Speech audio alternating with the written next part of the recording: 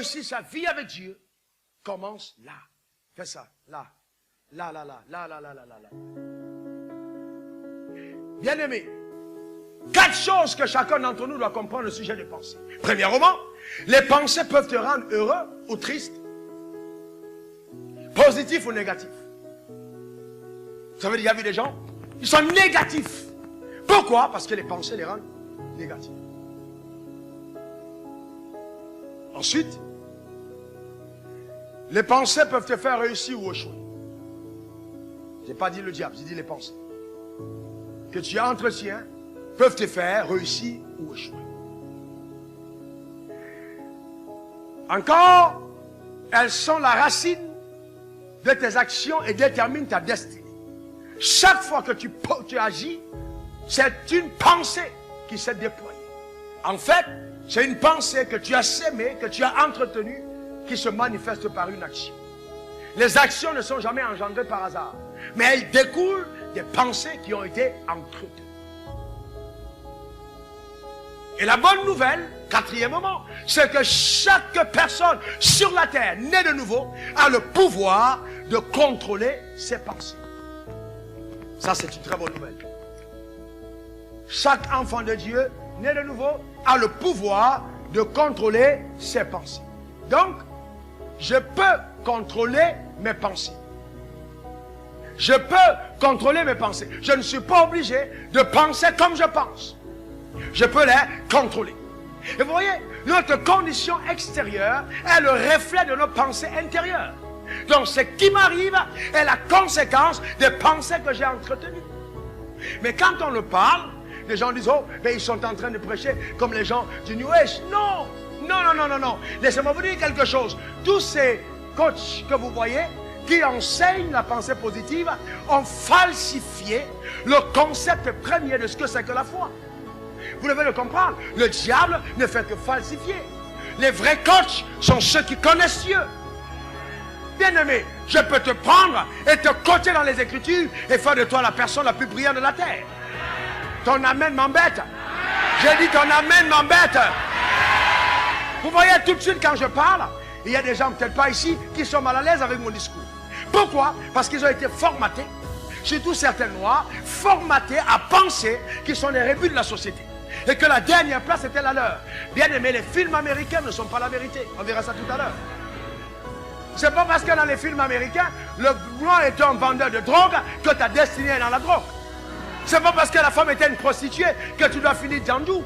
C'est pas possible. Ce n'est pas ta place. Est-ce que tu comprends de quoi je parle? Dis à quelqu'un, c'est pas ma place. Dis à quelqu'un, c'est pas ma place. Est-ce que vous comprenez de quoi je parle?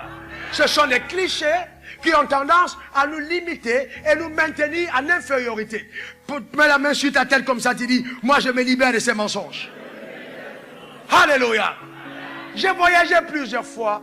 Je suis arrivé à des séminaires, des conférences. J'ai vu les pasteurs noirs comme moi pour côtoyer les blancs et perdre de vue qu'ils étaient des créatures comme eux et commencer à voir un complexe d'infériorité. Bien aimé, ce que tu vois là, ce n'est que la pigmentation. Scientifiquement démontré. À l'intérieur, c'est la même chose. Est-ce que vous me comprenez? Le péché n'a pas de couleur. Il y a des gens qui croient que parce qu'ils sont noirs, ils sont destinés à l'échec. Jésus n'est pas mort en vain. J'ai été suscité par Dieu pour montrer à la face du monde. Ah, t'as pas compris de quoi je parle.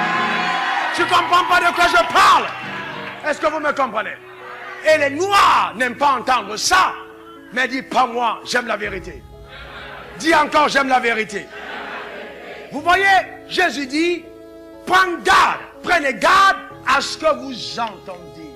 Bien-aimé, première chose, je dois filtrer ce que j'accepte comme vérité et prendre garde à ce que j'écoute. Vous voyez, on veut devenir des héros. Et certains d'entre nous, on est tout le temps en train d'écouter les mensonges. Peu de temps dans la parole. Il dit, prenez garde. Il dit, prenez garde. Il dit, prenez garde. C'est triste de réaliser que beaucoup d'enfants de Dieu ne croient pas que la parole de Dieu soit suffisante pour faire de ce que Dieu veut qu'ils soient. C'est le vrai problème. Beaucoup de personnes n'y croient pas. Ils croient que oui, on doit aller à l'église, mais ils ne croient pas que la parole de Dieu marche.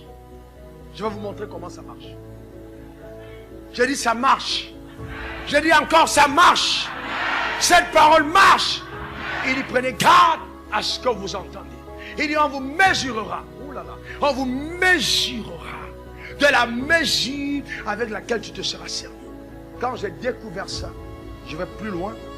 J'ai réalisé que par ma foi, je peux donner au dessein de Dieu de sa vie. Je ne comprends pas de quoi je parle.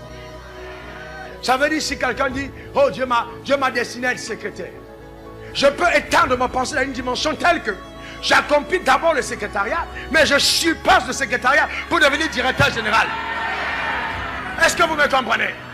Ma pensée amène le ciel à changer son verdict en disant, on ne peut plus maintenir cette personne dans cette position parce qu'elle a élargi les coordonnées de Satan.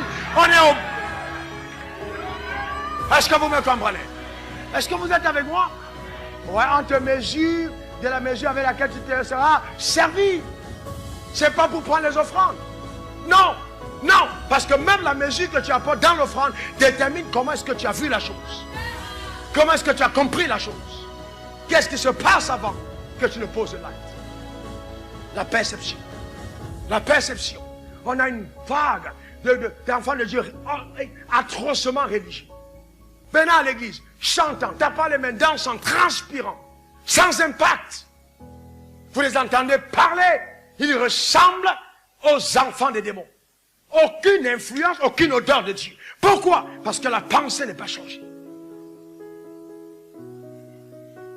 Ne permet à personne de te limiter. J'ai dit, ne permet à personne de te limiter. Tu regardes ta femme, tu regardes ton mari, tu regardes ton voisin, personne ne doit te limiter.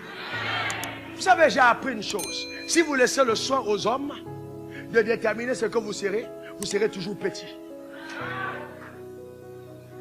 Que Dieu te bénisse abondamment et qu'il t'assiste et qu'il te permette cette semaine d'exploser justement dans tout